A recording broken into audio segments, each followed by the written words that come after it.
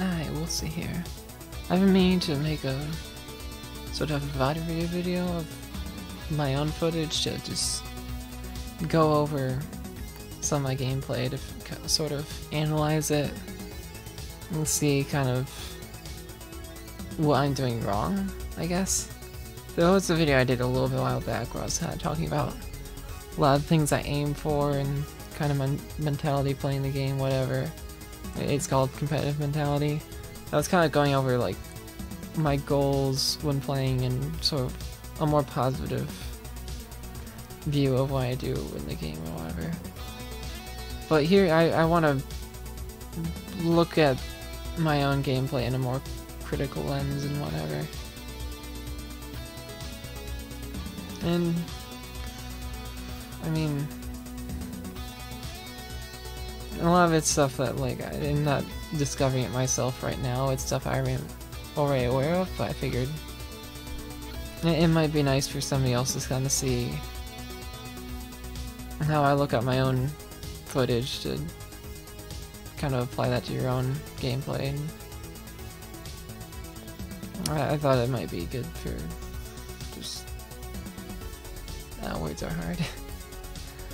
I just thought it'd be good for people to kind of see my thought process when kind of analyzing my own mistakes and what I need to do to improve. So for this I'm gonna mostly be looking at finals from the Real Gamers Splatoon tournament, which we won, but I will potentially look at some of the other games outside of finals, mostly because I don't think I played Sploosh at all in finals. I didn't play Heavy at all in finals. Yeah, I think I only played Heavy like once the entire tournament. So if I want to kind of look at those specific weapons, I'd have to go outside of finals, but I'm going to start just watching finals. There's a decent amount of zones, I feel. But yeah. Start out with a rollout going to bridge. My initial goal is to sort of deal with bridge.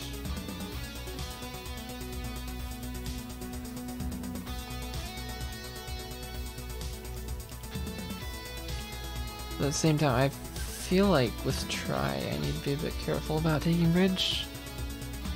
Because while it does do a decent job on bridge, it's very easily outranged by other things. Like in this case, they had a roller that could just flick outside of my range or whatever. I think it was outside of my range. So I feel like maybe I shouldn't be committing to the bridge that hard on this map.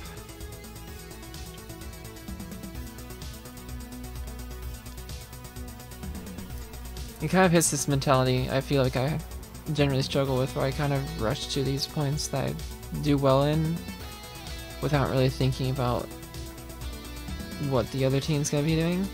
So the other team has another try and they have a roller that can also take bridge really well, so it's like I should keep in mind that they have those weapons when I go for bridge instead of just going for bridge because I do well on bridge. Does that make sense?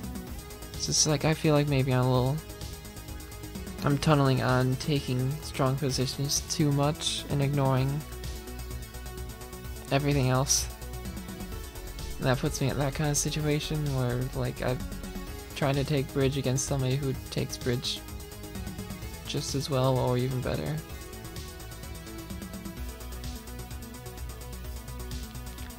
Okay, respawn. It was a 2v2. Here I'm just kind of trying to figure out what's going on. I think I could call out to help on the left. Yeah, I do that. Here I was trying to... I kind of stuck in that fight a little bit weird. Hold on.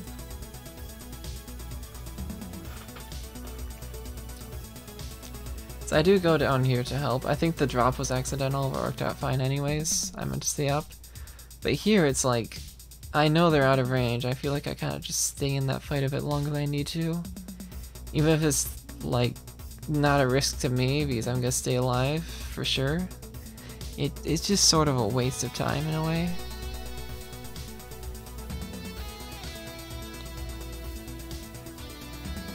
Or, you know, in that situation, instead of staying in that fight for as long as I do, I could have been doing something else. Or I could even have just been throwing burst bombs, which you did see me throw one, but like, I could throw 2 burst bombs and just like keep throwing them from safety or whatever.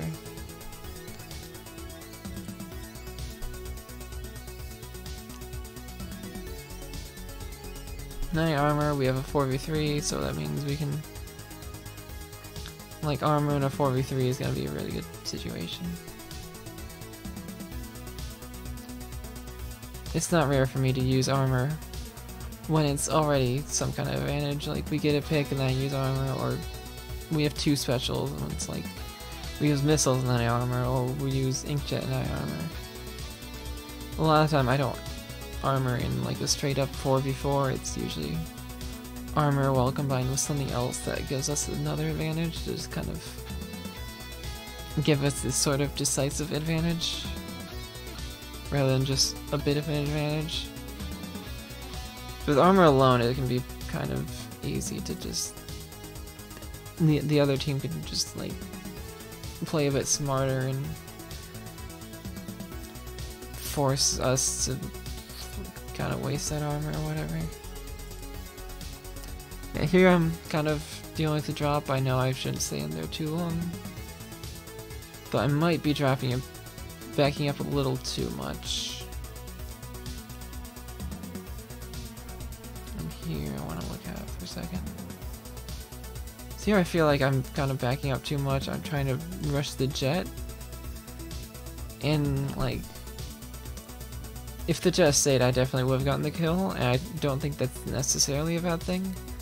But again, I feel like I kind of stay there slightly too long. Maybe.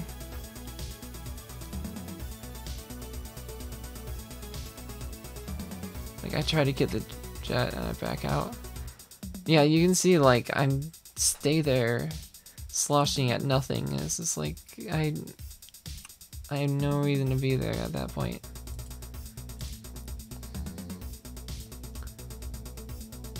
Like, after those 2 first sloshes, I should be out of there. Because anything past that is useless. Because I stay there, the junior's able to drop on me. And for me, that's personally, I think that's my biggest issue right now, is just staying in fights I don't need to stay in.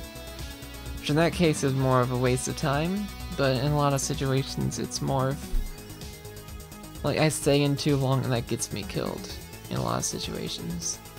So these are actually some of the better situations where I feel like I'm staying in too long. Or it's just a waste of time instead of actively getting me killed. And this moment, this is another moment that's kind of weird, where it's like, I expect, the reason I'm sharking, like, you should really only shark if you actively know there's somebody coming. And so I shark expecting somebody to come up here, but at the same time, it's like, I could be farming armor. Like, I could easily get armor by the time my teammates are respawned. And at the same time, they don't really have much of a reason to push up here. Like, in clamplets maybe, but actually in any of the modes that aren't spot zones maybe, but for zones it's not really that likely that they'll be pushing up here anyways. So in this situation I'm kind of just wasting time by sharking instead of paying for armor.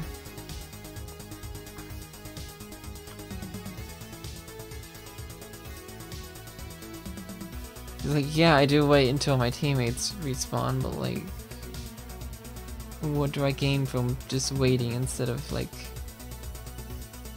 For instance, I can, besides just painting for special, I can throw bombs and kind of poke, try to figure out where everyone is. Of course, I know if somebody's on bridge, I know if somebody's down there. I see somebody there, that's the jet. My team is coming, and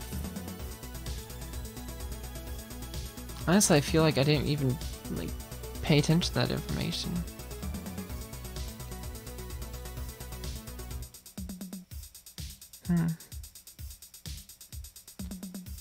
Because there's a lot of information I can get from this. I can see the jets there, I can see the rollers there. I think I saw the Tryon Bridge.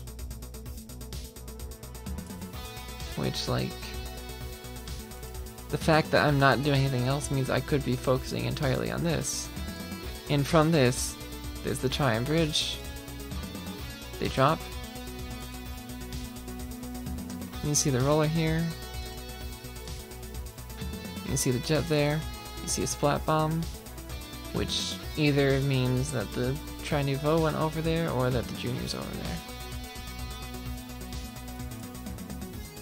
And since I saw the Tri Nouveau drop off a bridge and I see the roller over here, that means there's probably nobody on bridge, but the jet's over here somewhere. And so what that means is that I should probably be taking the fight with my teammates against the jet and then taking bridge. But instead, I go to fight the roller on right and just run into them.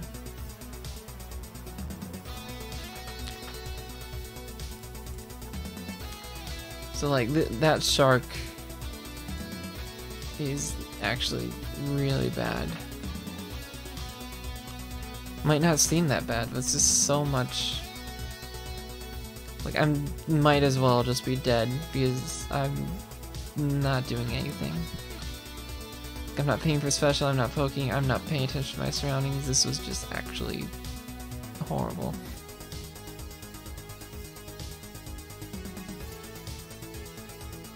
Yeah, I think I saw the bomb there and figured something was there I could kill, but like, at such basic level of observation when, like, I wasn't doing anything else at that point in time.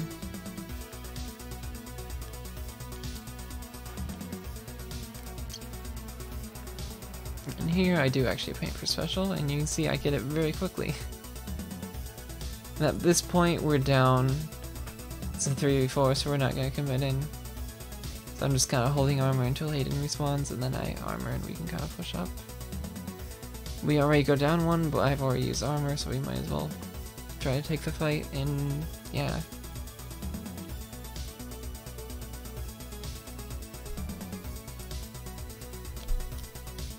The rolling from me from under bridge, I'm not too worried about.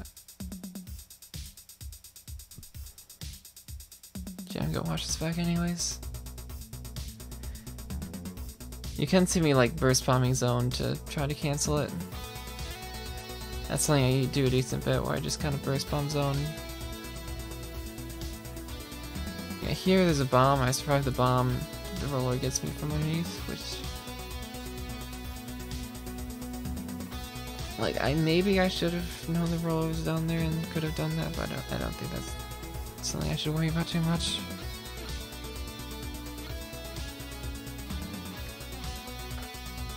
And yeah, my teammates kill the roller off of my death because they now know where they are and whatever, and we get control.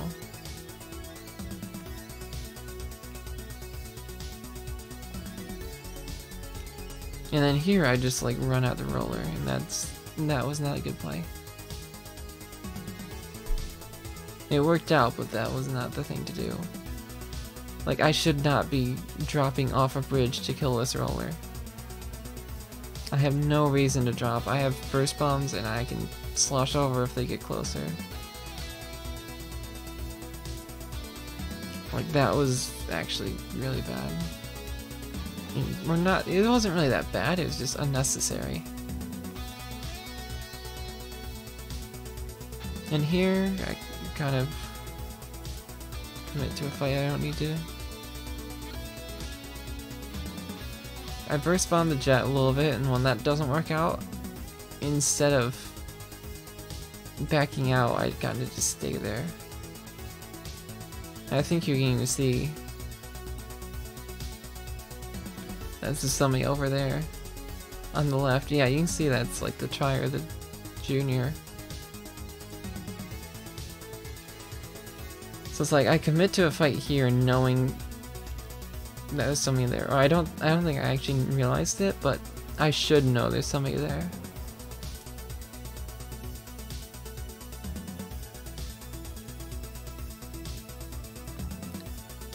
And that was a very awkward commitment for me.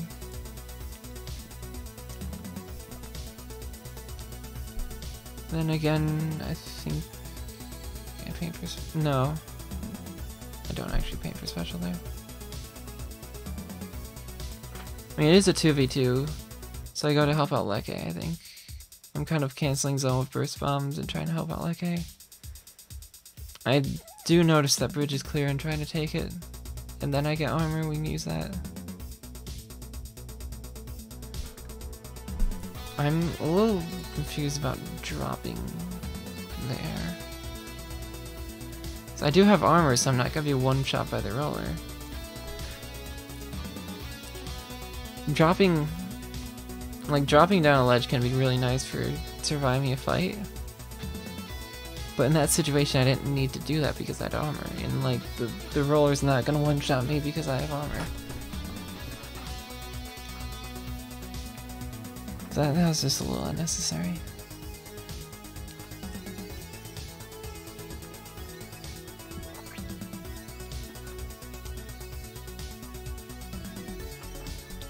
What was even that? Okay.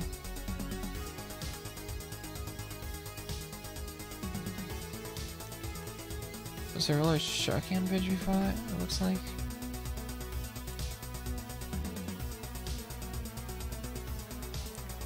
Yeah, I'm not sure if I should have known the roller was there. So I'm not gonna worry too much about that death.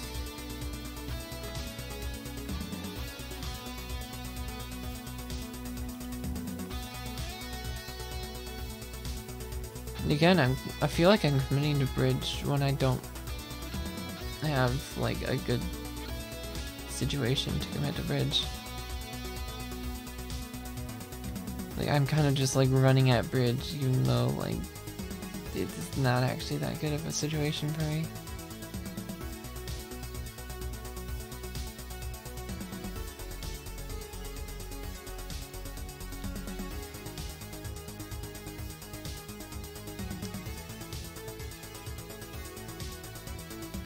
Yeah, I think I got the call out that the Tri was there. Then here I tried to take the fight on the jet, but as soon as it goes badly, I jump out because I last one up. Which I think that was a better situation for me when I actually noticed the fight wasn't going my way and got out of it.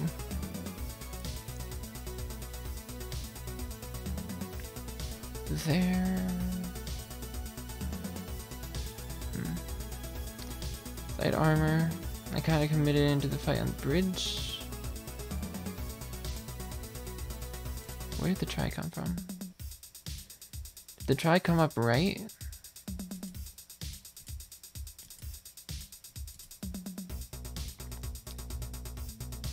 The Tri came up right, I don't really care.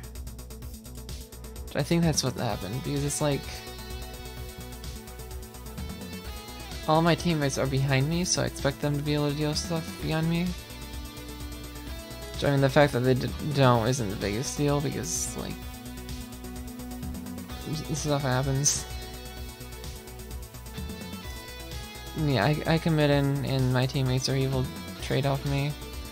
Would have been better if they were able to get the kill first, but at the same time it's not really the biggest deal. Like that's just what happens when you're kind of the one who initiates a fight.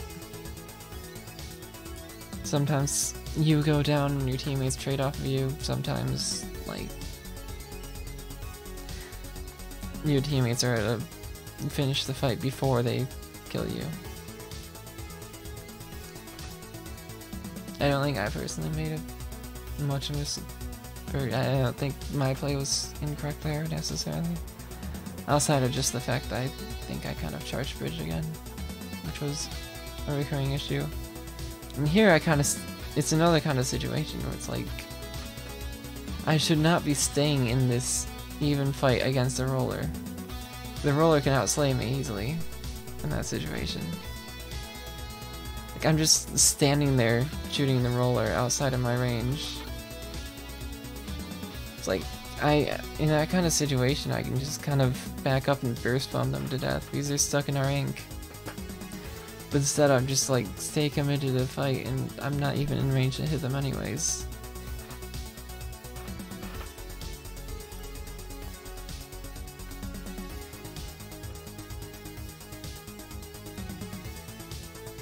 Yeah, we're just gonna paint zone and win.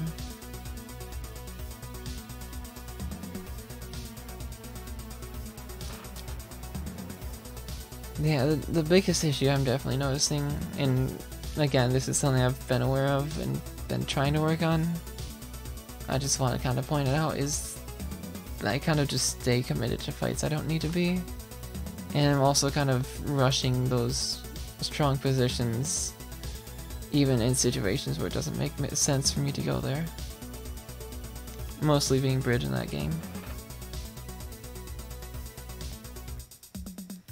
This game for NZAP is just like, it's kind of weird for me, I think. Honestly, NZAP's probably the weapon I play them the least comfortable with, because it just... it doesn't really feel like it does anything. The thing about NZAP is it's just really rounded. Like, I pick up NZAP and it feels like I'm not even playing a weapon, it just feels like nothing. And that can be a good thing, that can be a bad thing. For me, it means I don't really know what to do with it.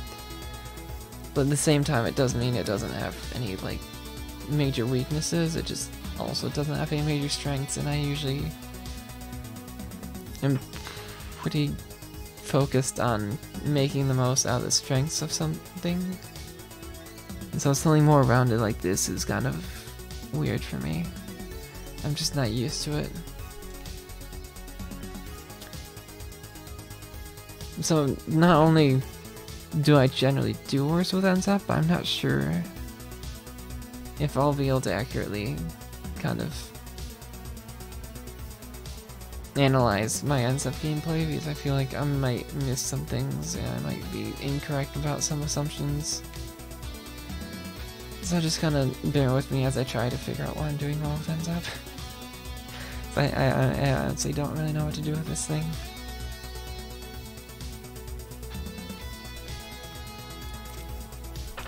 Okay, there. I don't realize there's anybody on the left, should I? I do see somebody on my team going left. Yeah, I think I had good enough reason to think I'd be safe from something on left. It just didn't work out.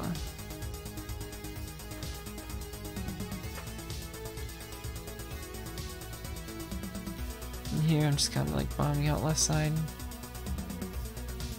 trying to take the fight with Leke, but whoever we were fighting ran away before I got there. And here I know the carbon's up there. I'm kind of trying to like fight them without committing too hard, which is what's going on.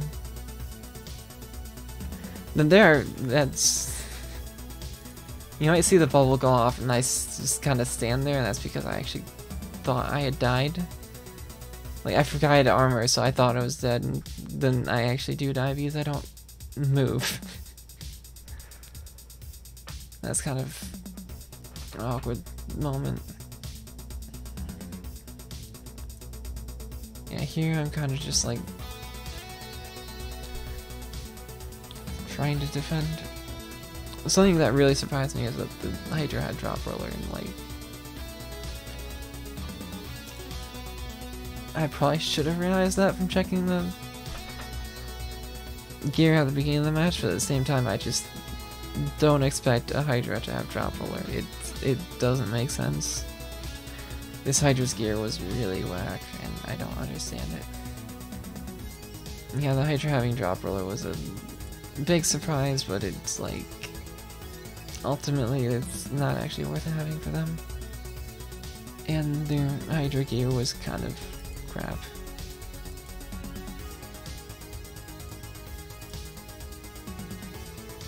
But yeah, you can kind of see.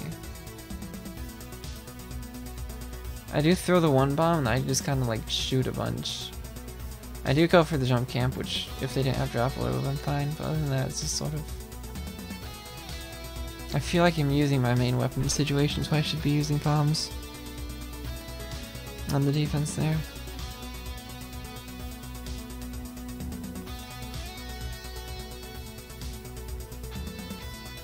Yeah, that was a good use of bombs to kind of poke the area to see if anyone was in that meeting area. I should mention that like bomb use is another thing I found myself not really getting the most out of. It's not gonna be too relevant when I'm talking about try, since burst bombs are kind of different, but when looking at NZAP and Sploosh, that's definitely a factor. Is I feel like I'm not really using my bombs properly.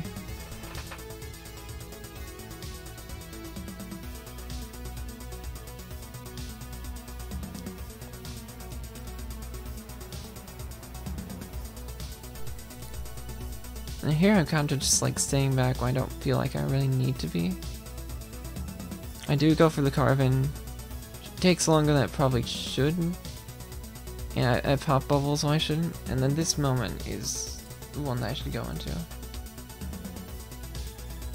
See, I think popping that one bubble will kill the Carvin, and it doesn't, which is unfortunate.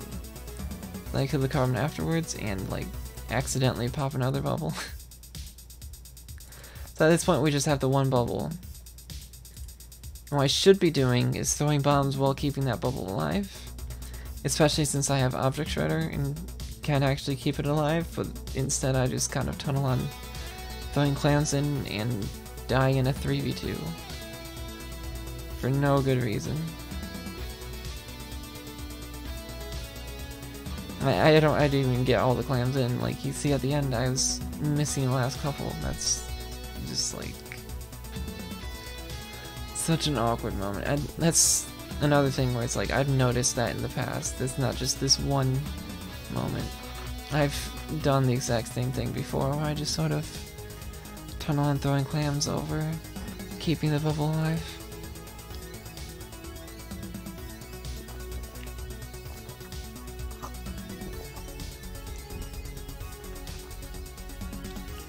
And then, yeah, the push kind of dies once the bubble's gone.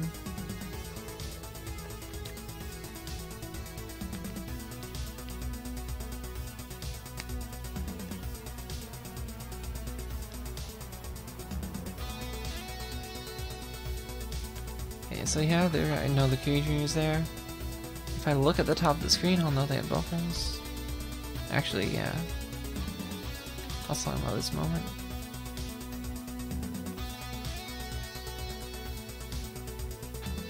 So I know the K Junior's there because they throw a torpedo.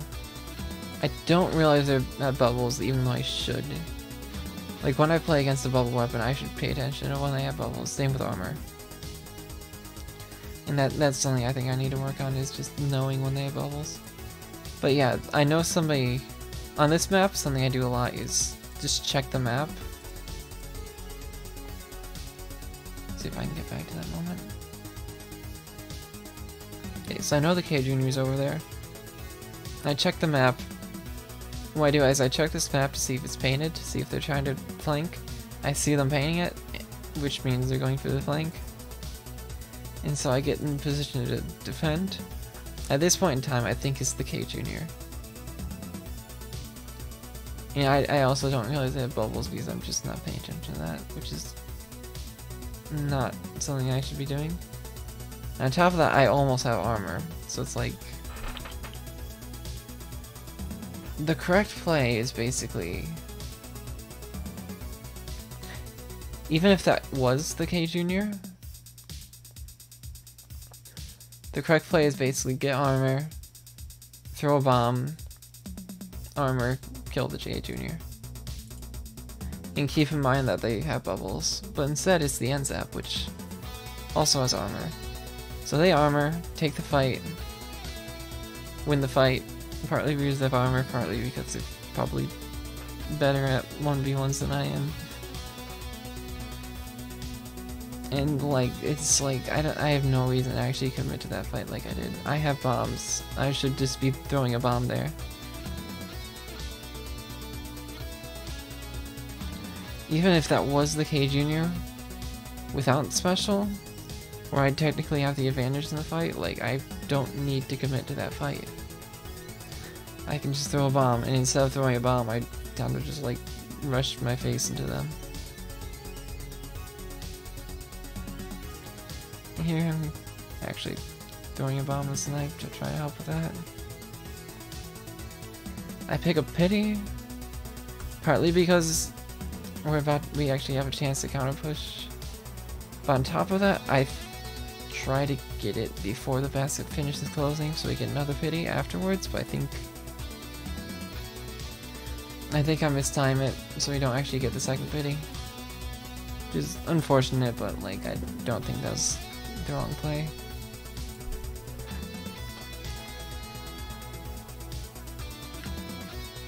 The Carvin rushes down. This point our armor for the push. Yeah, I feel like I might be sticking back a little bit too much. And here the bubbles come out. Yeah.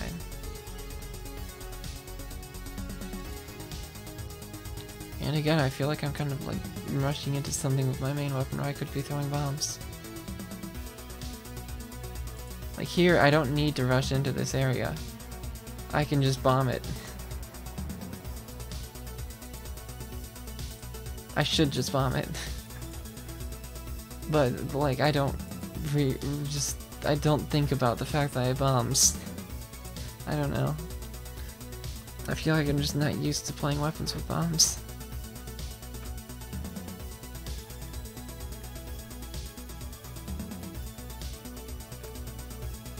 And yeah, if I got the timing right, we would have had another pity I could then jump in with, but we don't. And here I collect clams, and then when the push goes down, I just continue collecting clams. Then again, like, I don't need to shoot here. I can throw a bomb. I shoot for a bit, and then I throw a bomb after I shoot, when instead it should probably be the other way around. It kind of feels like throwing a bomb is an afterthought. And there again, it's like...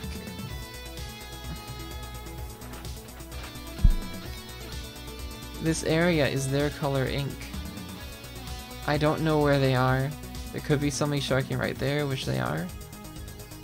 And even if there's not, like, there could be somebody up here, there could be somebody over here. It's like, throw a bomb. If they're there, they'll have to move, you know where they are. It's like, I need to stop running into things without figuring out what's going on.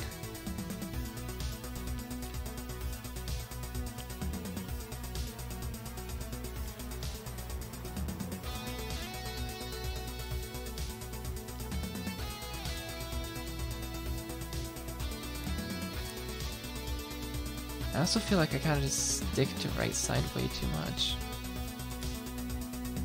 Like, I don't really have much of a reason to be over there. It's kind of irrelevant.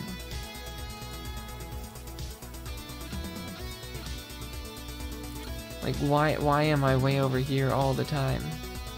I should be staying more towards mid and more towards my teammates. It's like, I don't really have much of a reason to just stay over on right side all the time. And here the push happens. I think they might have come through our flank, which is, I think, partly because we haven't really been paying attention.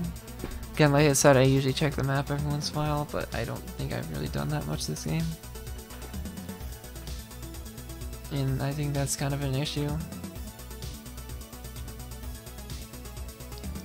And here I accidentally popped the bubbles, but you know, And again, I rush in instead of throwing a bomb. Whereas if I threw a bomb, I might notice that there was somebody behind me. Like, I don't need to commit to this fight, I have bombs. I have full ink, like, just throw a bomb.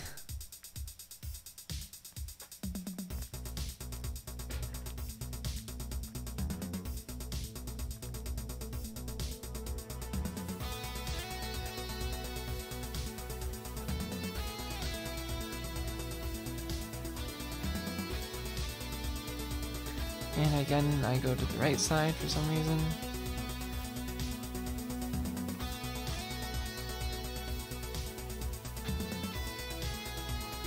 I mean, I know the reason. It's because I'm trying to keep them from going right, but at the same time, you can easily see them going right. And, like, I don't need to just stay on the right side all the time. Here, I'm shooting the bubbles and bombing the bubbles, whatever. Yeah.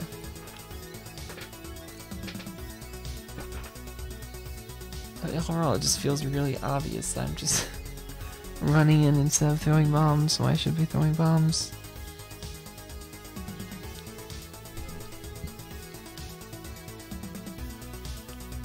I mean, it kind of shows in my okay, I got like, I think I got 1 kill and 2 assists or something.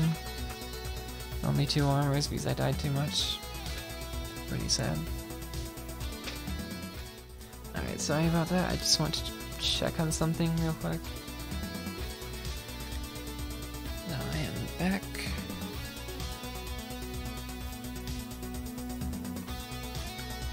Yeah, here's zones again.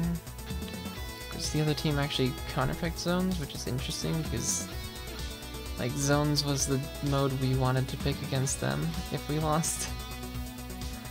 So it was kind of nice having them counterpick zones because, like, it's what we want to play against their team. And part of the reason is that they have their playstyle for zones is often that they retake zone a lot, but they don't necessarily hold it the best. And you can kind of see that in their comp. They have a lot of retake tools where they have the Booyah and Doubling Storm. And a lot of the time they'll have like Booyah and Doubling Storm on the zone to cap zone, which is really hard to deal with because one of those alone you could paint over, but all of them together it's kind of hard to paint over. So a lot of their comp is built around capping zone. And then their main weapons gotta hold it. Whereas our comp's a lot slower and sort of constant, if that makes sense. We've got the Tetras that can kind of just like constantly be in the game. They got QR, quick, I was about to say quick stealth jump. Just stealth jump, quick respawn. So when they die, if QR is active, they can pretty much get back in immediately, and if the QR isn't active, they can still get in again pretty quickly. Though of course part of the trade-off is that they don't really have a good sort of special. We got Leo and Exploster here. Normally you play Bamboo, but Exploster does something pretty similar to our team comp. And it sort of gives us the ability to just sort of paint zone constantly from a distance. Like he'll do that with Bamboo, he'll do that with Exploster, while also being a ranged threat. And I've got burst bombs all throughout the zone, and we've also got missiles, but like we have a lot of things that kind of like contest zone constantly, but we don't really have specials that cap zone. We could use Baller, we could use Splashdown, but like we don't. Exploster doesn't really want to use Baller in that way since it puts it in a bad situation after the Baller ends, and Splashdown's just really hard to consistently get good use out of it, so like Splashdown's never going to be part of a game plan. It's just when it does get used well, it's a nice bonus, I guess. So yeah, we don't really have those kinds of zones specials. Our comp for zones is a lot more just stall zone until we get a chance to hold it. And a lot of that time what that means is that if we have the lead, the other team will cap zone a bunch, but we'll be able to hold control and just prevent them from taking lead back. Whereas if they have lead, we just kind of contest zone while they're scoring so they don't score points, and then we kind of take it back and score, and then like they'll cap zone, but we'll contest it so they don't score points, and then we take it back and score. Yeah, I think our strategy in general works well against that kind of cap zone oriented team comp, where it's very built around those power spikes rather than being steady and always there. It's kind of late. I feel like I'm kind of rambling and not really getting my thoughts across properly.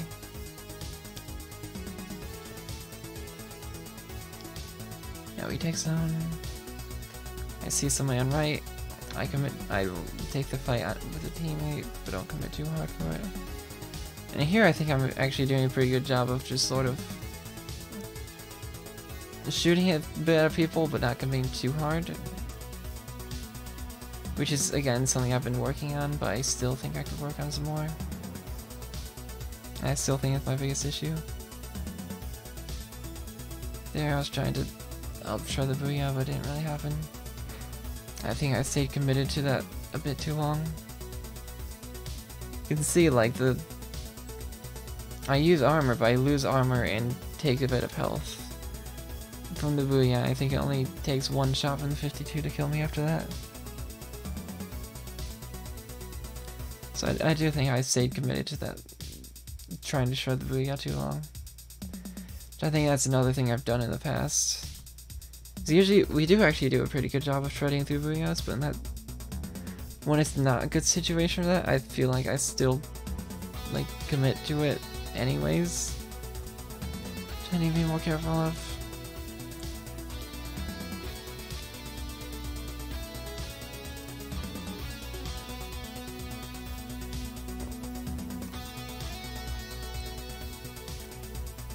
Here again, I feel like I'm kind of going for a good position without it being a good situation. Kind of like with Bridge on Reef, where it's like Hump is good for me, and like this area is good for me in mid. So I go for Hump, shoot over Hump a bit, but don't commit to it because it like fall off and throwing bombs and stuff. So instead I go to mid, but like Leke is pushing in here. I see him pushing in here. Instead of taking the fight with him, I go for mid because it's a good spot for my main weapon, even though like I could ignore that and go for 2v1 and have a very easy win from a fight. And instead, like, I go for this fire lab instead.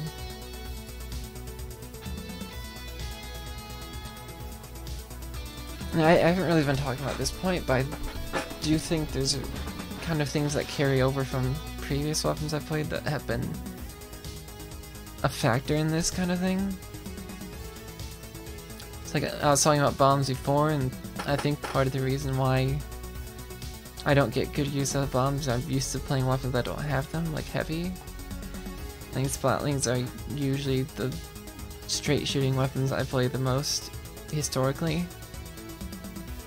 So like I don't get very much out of bombs because I'm used to not having them. I'm used to kind of face rushing because Splatlings do that. But without being a Splatling, you don't have the same sort of DPS and range to make that work. So you kind of need the bombs.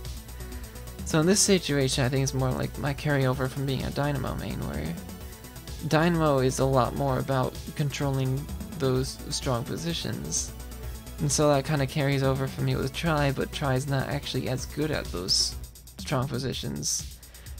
And like part of the trade-off of Try over Dynamo is that it's worse at those kind of situations, but does more outside of those things. It does more when it's not in a strong position through the responsive main weapon.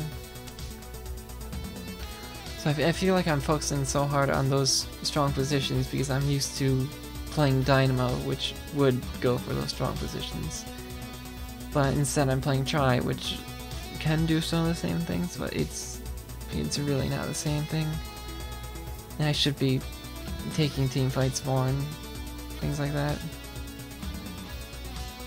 over prioritizing those strong positions like I have been.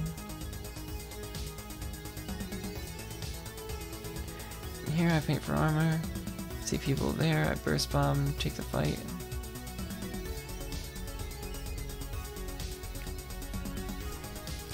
Honestly, I'm not sure if I should have taken that. Obviously it worked out, but like, I don't know. My teammates are going right, and yeah, I have armor. I armor, throw a burst bomb, and go for that fight, but like, at the same time, it's not actually a good fight for me, even with armor, because it's 1v2. So I feel like I didn't really play that situation correctly, it just got lucky in a way.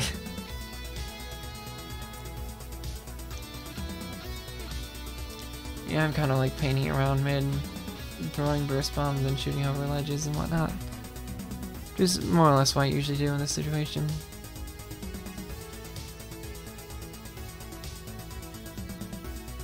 I'm painting zone, but we're not able to keep it. But we do cap right afterwards and kill everyone because they've already committed and think they have the zone, but they only have the zone and not the area around the zone.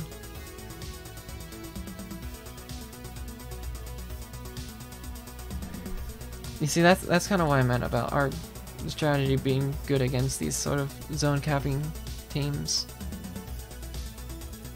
Like, they use the Booyah. Wait a second. They use the Booyah zone, which neutralizes it. They use the Inkstorm zone, which finishes off capping the zone. Which, like, the Booyah and the Inkstorm together makes it kind of hard for us to outpaint. And then they commit in.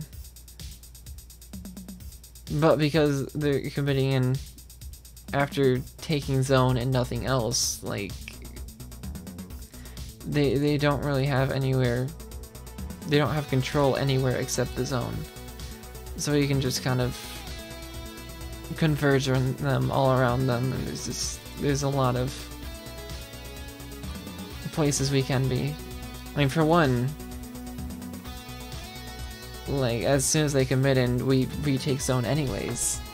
So they don't even have zone. Like, the only place they have control over is the area behind zone, which is the low ground, and we have the high ground. So they pretty much cap zone, run in off of capping zone, but we were able to retake zone by the time we get there, and they don't have anything besides zone to really keep themselves alive. And so that's how a lot of these sort of situations play out against this team. They kind of cap zone, push in off of capping zone, and then we recap zone and hold.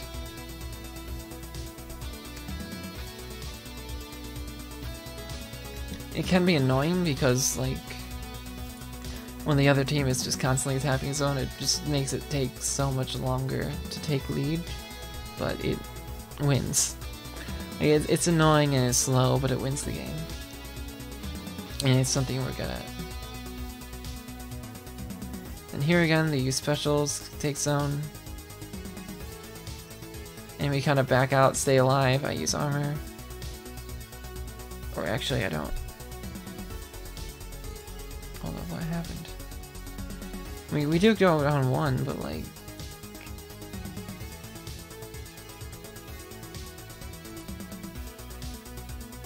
Huh.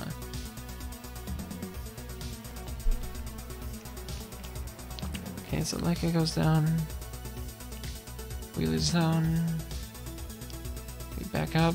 They use all their specials. I get armor slightly too late. But even with that, like...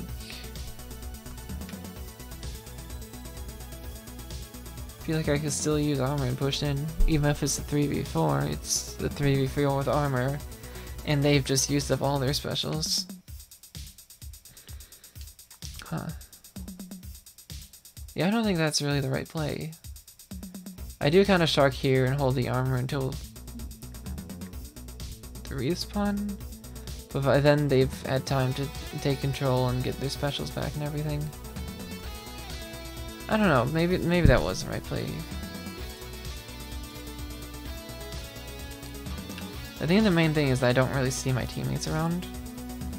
I mean, like I did die and respawn. Hayden backed out. What happened to Hayden? I think Hayden might have jumped out.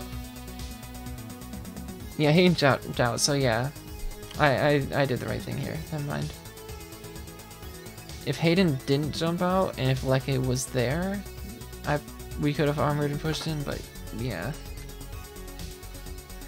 I think Hayden actually said he was jumping out, and I don't have voice chat playing right now. I thought that would be a little too distracting. Yeah, we got an opening pick. I armor, but we're able to take back the zone. Took a little bit longer, but because Leo went down early, but it's ultimately not that big of a deal. We still took back and hold zone.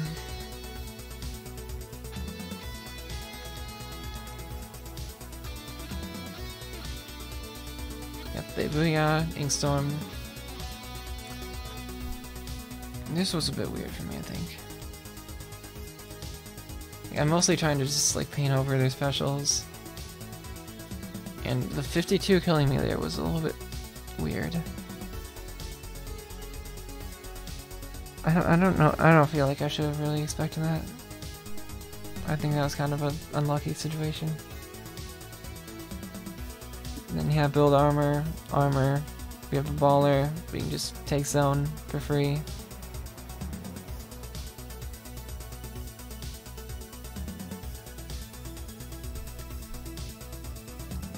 Like, this is a map where you don't really need those zone capping specials. It's so easy to paint it with your own main weapons as long as you take control of the area around zone. And yeah, here... like, I think I kind of gave the charger a shot when I didn't need to. I don't think it's as prominent as of an issue as some other issues I've had, but giving chargers shots is definitely an issue I've had. Like, I'm sharking, so I don't think they see me, but I move, that shows ripples. Like, that's something I should expect.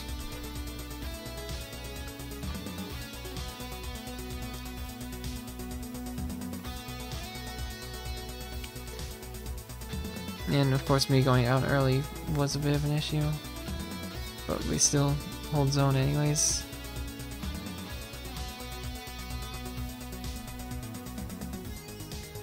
And pretty much what happens here is like some of us paint zone, while those basically it's me and Leo are painting zone, while Hayden and Leke are getting kills, I think.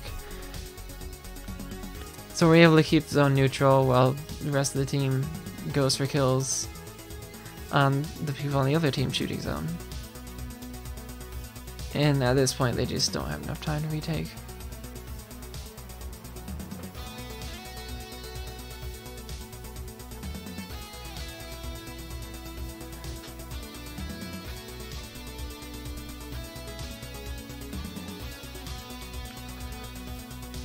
And on to another zones game.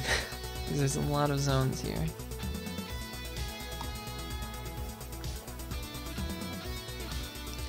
Yeah, at that point we won grand finals and got bracket reset, since we had been sent to the losers bracket by the team we're playing right now. Surprisingly.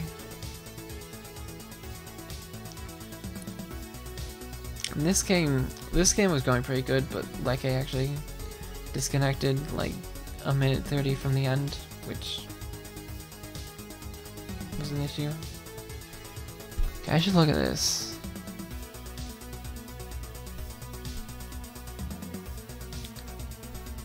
I feel like I should have seen the carbon coming. I feel like I'm tunneling too hard. I don't know.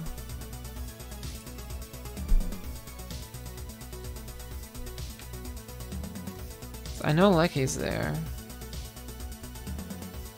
So I feel like I probably just assumed, like, we've got Leke there, I'm on bridge, so it's like, I don't expect somebody to come through here. They do, and that's an issue. I feel like it's not really a consistent issue. I think that's just one-time thing. I don't think I should have expected them to come through.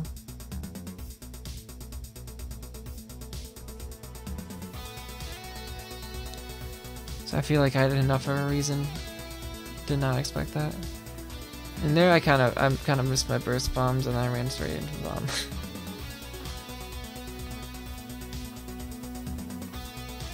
I missed a couple burst bombs and I got too greedy with the burst bombs and ran straight into a bomb that I didn't notice until it was too late.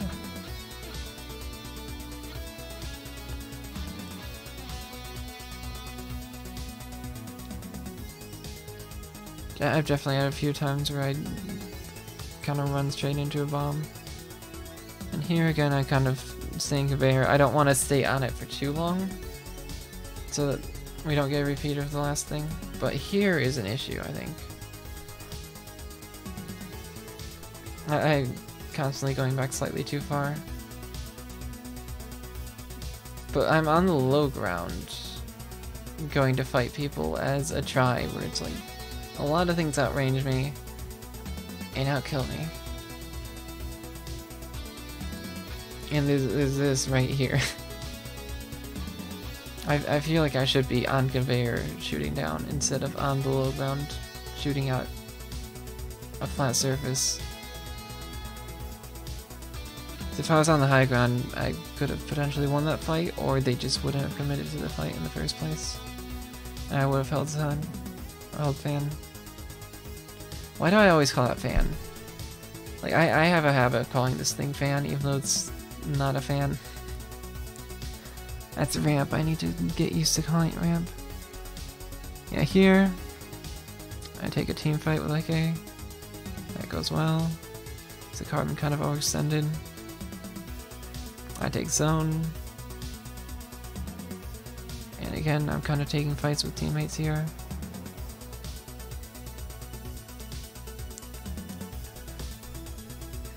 There, I think, was a little bit suspicious. He's just like, I know they're behind the wall. I should be throwing a burst bomb behind the wall instead of to the left. I do slosh down and get them. Yeah, if I didn't get them, I would have backed out. Like, you don't actually want to commit to that side too long, but luckily I do get them, and that's nice. I take ramp again. I don't commit too hard to ramp. And here again, I think I'm kind of missing an opportunity. It's like, I know they're behind that wall, so I could, like, throw a burst bomb or slosh over the... Well, it's not technically a wall, it's like a pillow, but... Yeah, instead of shooting over it, I go around it, which doesn't do anything. Like, I can easily shoot over it, that's what sloshers do best.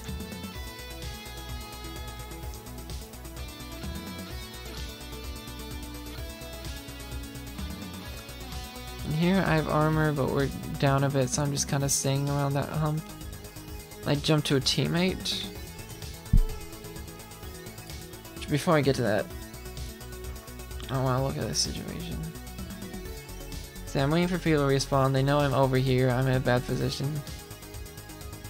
So who do I jump to?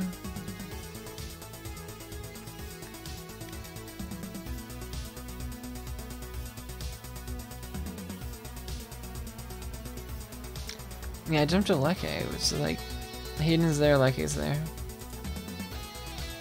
Hayden goes down when I'm jumping, and Leke goes over here. See, I don't think that's a situation I should have really seen coming. Because there's a hammer camping my jump. But I don't think that's a situation I should have seen coming. Like, I think that was the right play to make, given the information I had. And the reason why you see me jump to a teammate instead of jump back to spawn is because it means you're like immediately in the fight instead of needing to swim back from spawn for a few seconds. Though on this map it doesn't matter as much. I think on this map I should probably just not take the risk and jump back to spawn. But I've kind of gotten a habit of doing it on every map. But yeah, on this map I think I should have just jumped back to spawn anyways, because it's just not worth the risk.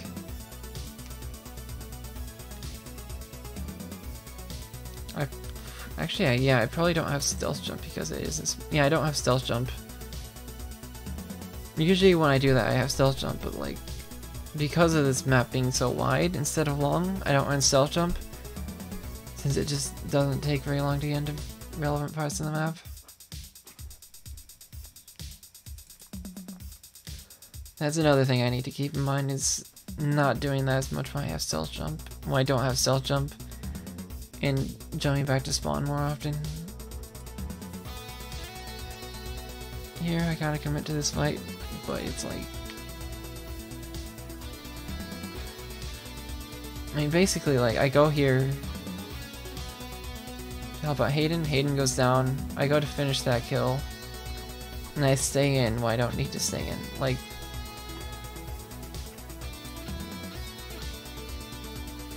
once they're dead, I just pointed with my finger in real life. You can't see that.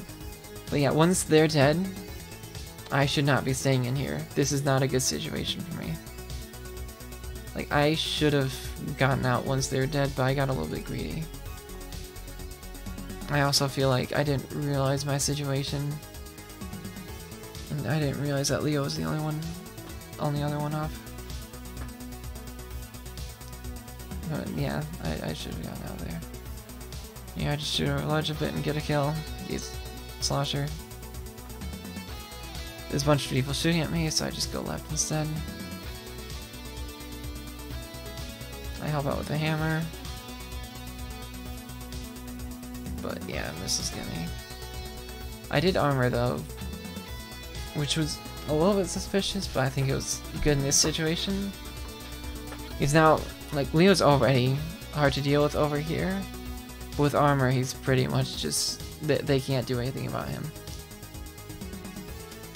So even though it is a 1v2, like, they can't approach him, especially with the armor. And he kills both of them because they don't respect that. And of course that gives us a way in, because we now have a 4v2.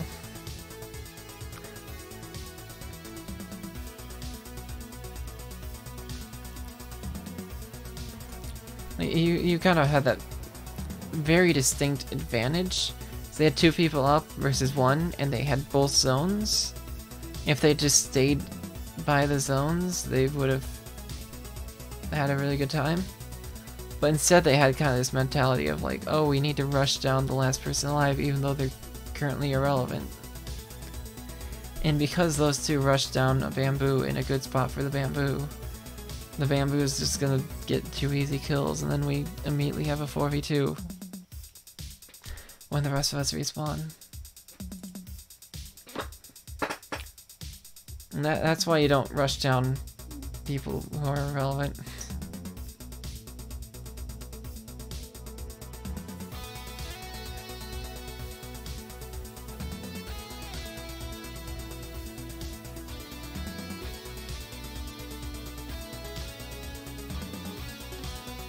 I mean, at this is the point where Mikey dies, or not dies, disconnects.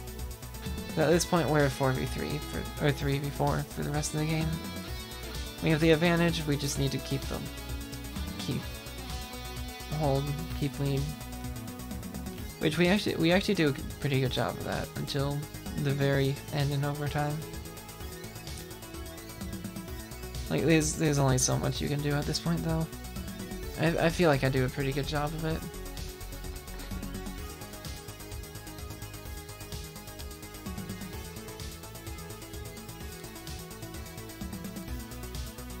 get a kill. I cancel their zone. And I try to cap zone, but there's somebody there. Forces me out. I back up. There's a flash. Yeah, at this point, we only have 2 people up, but it was like, we're not gonna have more than that. We don't have the people to watch that ramp at this point, so like, I don't know. Like, in a normal game, not seeing that brush coming would be a problem, but in this game, we just don't have enough people to really watch all of the routes and prevent that from happening. Yeah, armor, we push in. I do think me pushing in over there is suspicious. I think dropping behind was an accident, but still. Even with armor, I shouldn't be pushing in that flat area alone as a try. And if I'd played that a little bit smarter, we might have actually won here.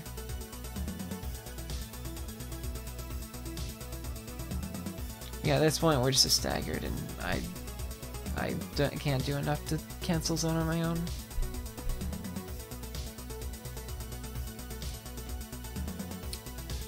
But again, we actually did a pretty good job of holding even after like a disconnected. And how close that was after it turning into a 3v4 just kind of made us feel even more confident. It's like, it's technically a loss, but it's like we almost won a 3v4 against this team, and now we get to counterpick the mode. In this tournament, you counterpick the mode, and then the map is random, by the way. So we're not counterpicking the map, but we do counterpick the mode. So not only does it kind of boost our morality that we almost beat them at a 3v4, I guess boost morality isn't the right word, boost morale. Like I said, it's kind of late. I feel like a lot of the time I make these kinds of videos pretty late. Yeah, not only do we have a boost in morale, but we also get to counterpick zones, which is the mode we're most confident in against this team. So at this point, we're pretty much just like, yeah, we're gonna win this tournament.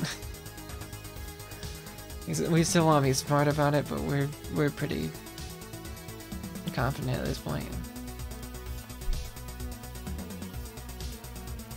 And I'm gonna go check on something again. So this is gonna be an awkward transition once again.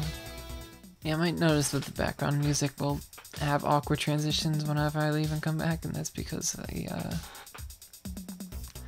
it's running like as I'm recording instead of running as a separate audio track.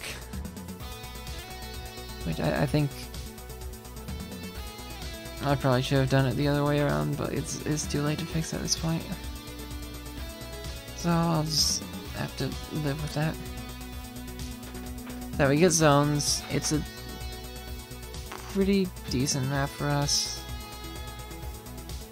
especially against their comps, since they don't really have anything that can challenge the bamboo in the open areas, and they don't have anything that can really get me off of top mid consistently.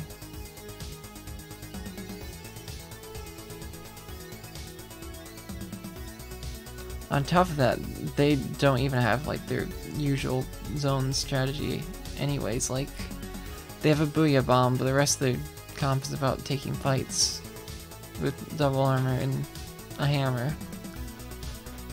So like, their strategy for zones is kind of completely changed at this point. They no longer have that sort of ability to cap zone that they used to have. Now they're focused entirely on winning fights, I feel.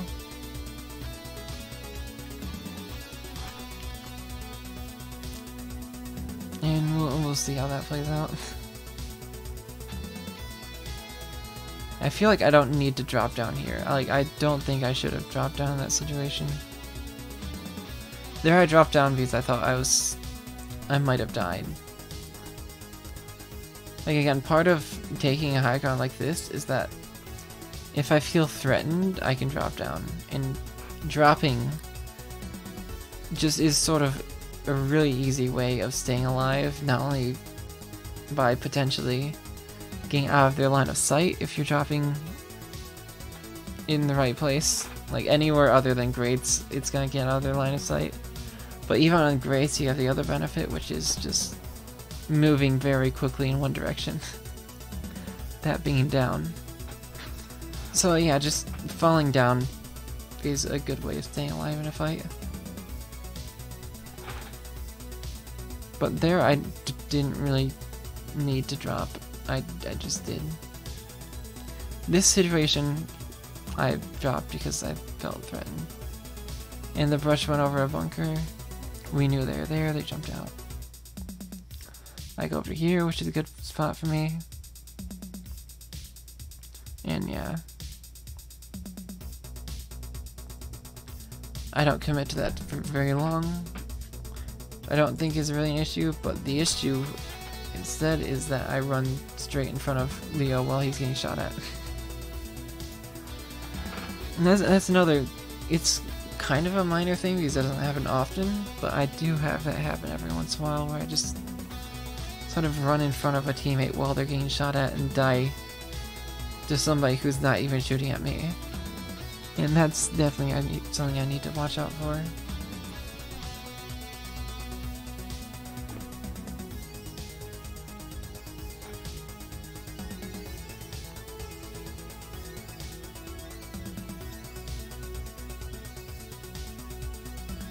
Here I kind of messed that up a bit.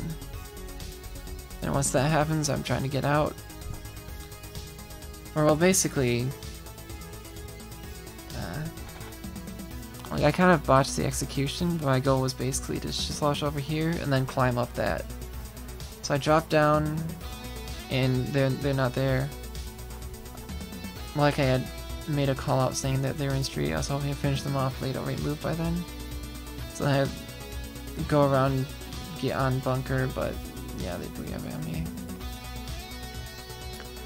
Which normally that kind of booyah bomb wouldn't kill me, but in this situation specific, I'm just kind of stuck on stage geometry. And also stuck in the armor animation. And so I think it was just kind of bad luck. I think otherwise I made the right play there. I think it just didn't work out because it's something outside of my control. Or that I shouldn't have seen coming, whatever. And here I go for cut, and the brush was watching. So at this point in time, I should know that they at least sometimes watch cut, and I should keep that in mind. Here I get one, trade one, but of course the rest of the team is down. So it doesn't really matter.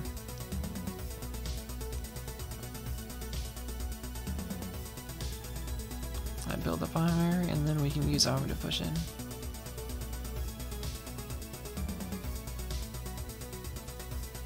Take that fight with teammate, take that fight with teammate. Although, I think...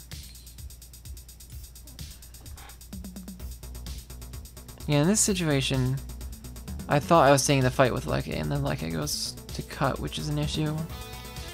Hayden does end up finishing them off anyways, but still, it's like...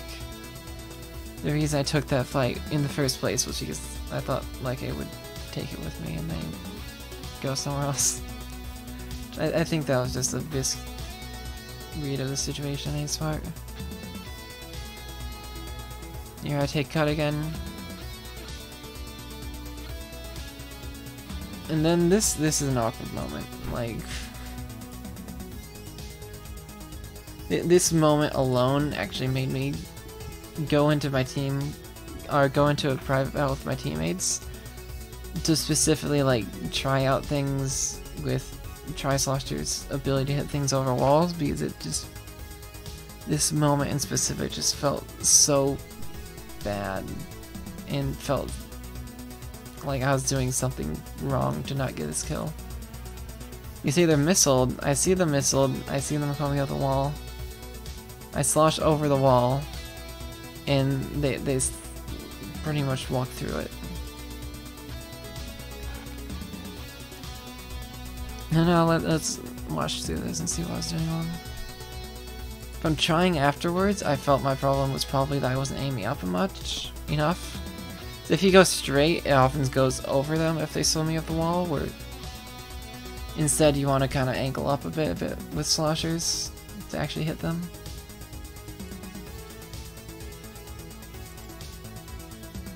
I think what the actual issue is that I started shooting too late.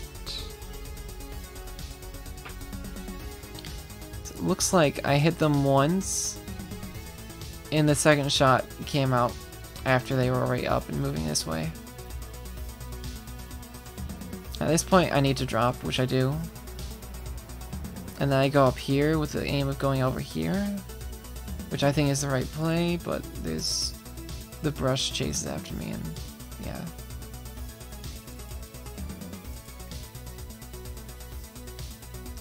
Like, once this failed, I think I made the right play.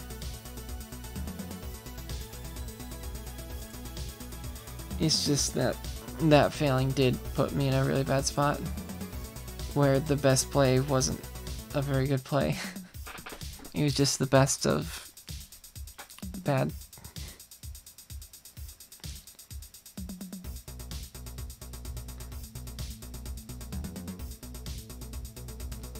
And then at this point, we win.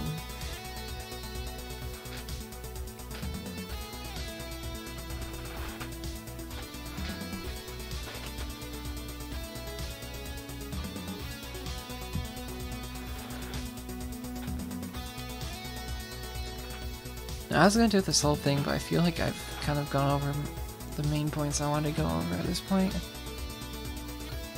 Did I really just say that? At this point, I feel like I've gone over the points I wanted to at this point. What am I saying? It's late. Okay, I'll start this one. I feel like I've kind of gone over everything I need to say, though. I don't need to reiterate the same points over and over again.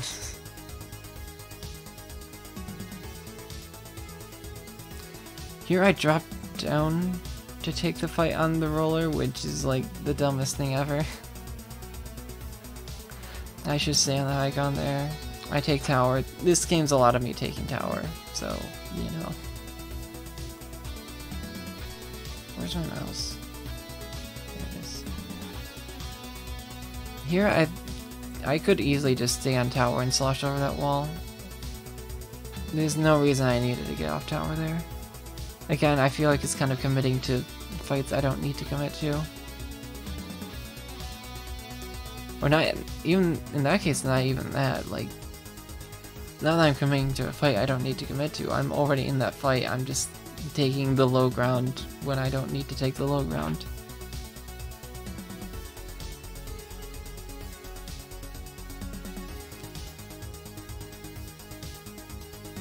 And here I see the roller, I kind of bomb them a bit. My teammates go to fight them, I kind of go to pincer them a bit, but I also expect them to possibly... Yeah, here it's like this is an issue, I think, but I thought they might come back down to go for me even though Leke's up there. When instead what I should be doing is, as soon as splashdown ends, I run up there and pincer them. But instead they just kind of drop down. We do still get them, but it takes longer than it needs to. And yeah, I kind of bomb tower. I see somebody there, but I'm not really threatened by them, and they end up dropping anyways. I want to stay on the high ground so I can slosh that tower. Yeah, I go to like help the fight in close. It's not, that's not close, it's street? Trench? Yeah, trench. I go to help the fight in trench, but they're already dead by the time I get there, and I die to a bomb. I think I could have seen that bomb and gotten out. I feel like I committed why I didn't need to. So bomb was already there by the time I started shooting, and then the fact that I was shooting made me kind of suck.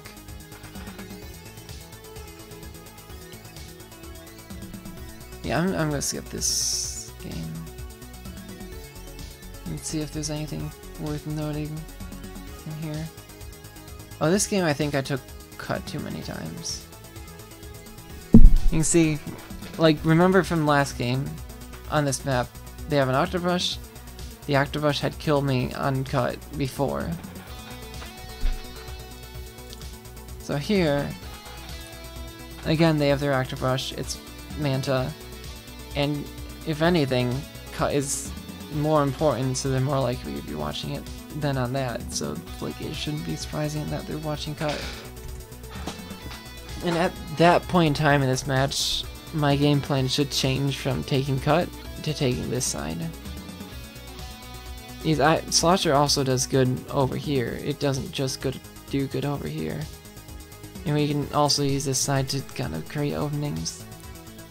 But instead of doing that, I kind of just keep trying to take cut, and I die to the octobrush on cut so many times. And yeah, I think that was a huge issue. Again, we won this game. We won every game except the one that's disconnected in finals, but there's still a lot of things I'm doing wrong in even the games we win.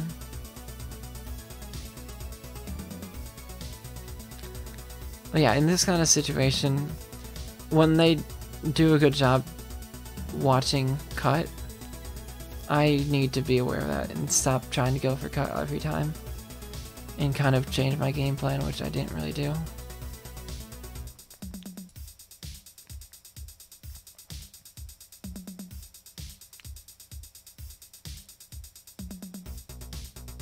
Is that another situation?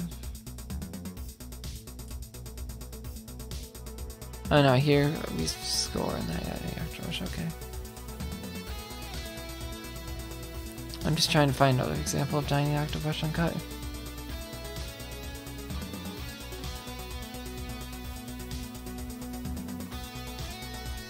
Right here. In this case, they take a little bit longer to get there, so I'm able to trade, but still. I think there's another one I missed, but I don't remember.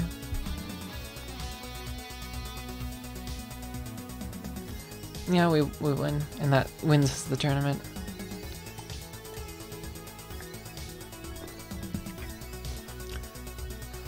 Okay, so before I'm done, I'm gonna go back and find this game with Sploosh. I feel like I did really poorly with Sploosh. But of course I didn't actually play it in finals at all, so I hadn't gotten a chance to go over it yet. And then I'm not gonna get to the game with Heavy because I feel like it wasn't really much to go off of. Like, I think I did fine with Heavy. I don't think there's anything to really talk about. And it was just one game. Yeah, here I'm just kind of like staying top right for no good reason. Actually, let's see. Yeah, we get 1 down. We get 2 down. We get 3 down. It's just the splash. So I think I got a call out saying the splash was top right, and I didn't know exactly where they were.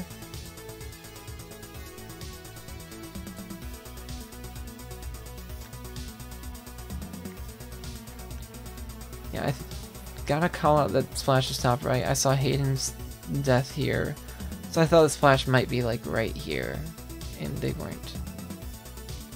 Which of course I have a faster kill time as the splash, so it's actually worth running at them like that in that situation. But yeah, they weren't actually there, and one of my teammates in it dealing with the splash. So I push up, I see the zap, get the zap.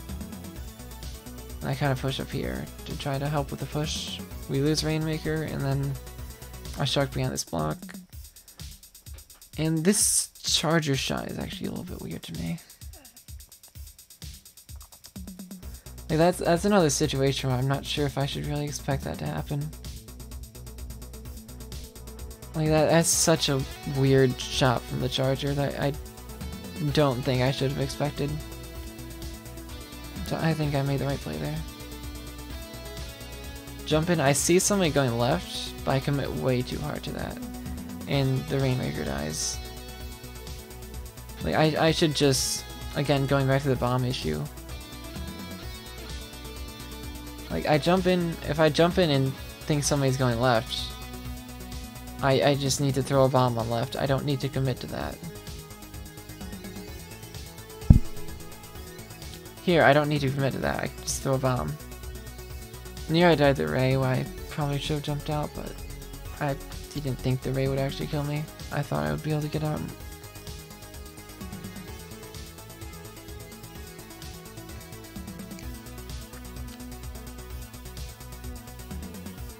And yeah, like, I don't really react to the Rainmaker shot fast enough.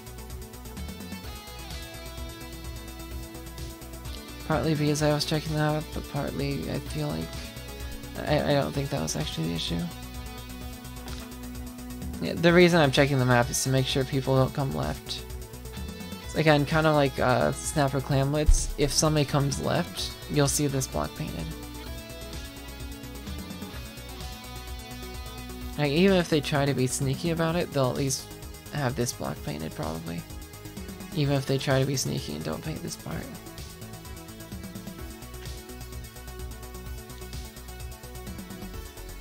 But yeah, we still end up defending. Yeah, at this point, this should, like, honestly, this should have been the score until the end of the match, to be honest. Like, we end up throwing out the defense, and that was a major problem.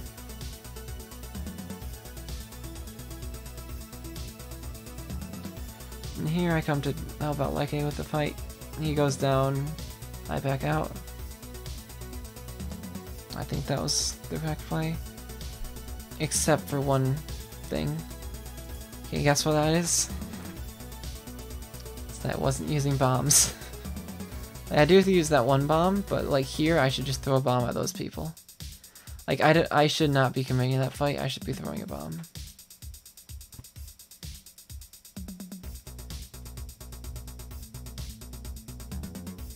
And here I'm just waiting out missiles and Ray. Throwing bombs at Rainmaker. That's all fine. I'm also keeping an eye on left because I have hammer and can deal with left really well. But I do think I might have committed that too hard. And yeah, Rainmaker gets me. Which again is, I think that's partly because I was committing too hard to watching left side.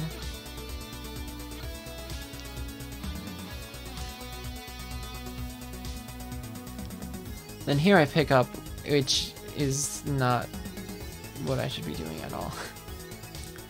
It's not horrible, but like I have no reason to pick up. Like, even if we did have two down on their side, they're gonna respawn by the time it matters. I think I was just trying to get it out, but at the same time, there was not any really risk to them getting a winning push if we didn't pick up. So realistically, I just should have left it there.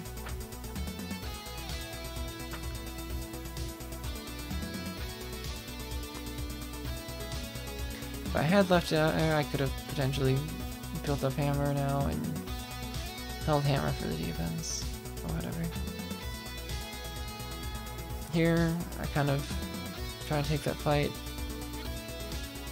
I think I stayed in that fight too long. I was at least moving around and trying to stay alive in it, but I do think I still stayed in the fight too long. After the fight had already basically failed. And then I threw a bomb wrong. Might seem weird to say I threw a bomb wrong, like, of all things to mess up, but like...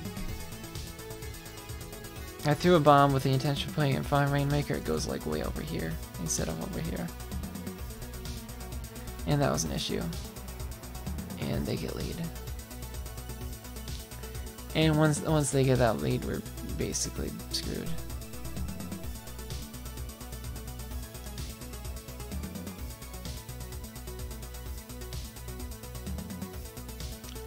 And then I'm also just kind of like staying back and not throwing bombs as much as I should be. Like, if we don't have control of that area, I should throw a bomb, paint, basically. Instead, I'm just kind of like sitting there waiting for something to happen.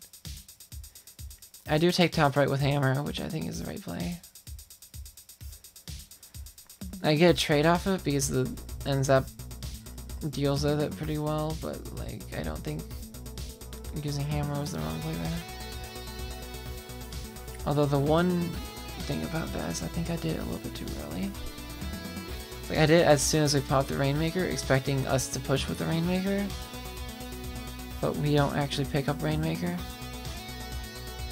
So the timing on that was just very off. Right play, wrong time. I had just an unfortunate jump. Yeah, we kind of just need to force something at this point.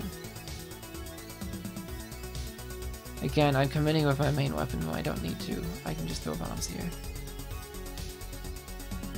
There I throw a bomb and try to like paint my way up. I'm kind of stuck. But yeah. Again, I feel like I'm just not getting the most out of my bombs, and that one push, I just made the right play at the wrong time and didn't really coordinate with the team as much as I could. The push at the end, not the other push.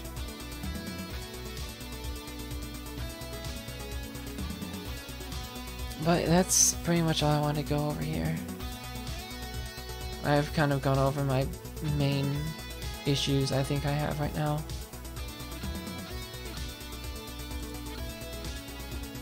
So, it was a nice boost of morale to win this tournament. For me, it's actually my first tournament win. I've got second before, I've gotten top cut multiple times, but like this is my first time getting first in a tournament, which is nice. And we also got money out of it, which is also nice, even if it wasn't too much. Yeah, I hope this is nice to somebody to see, to just kind of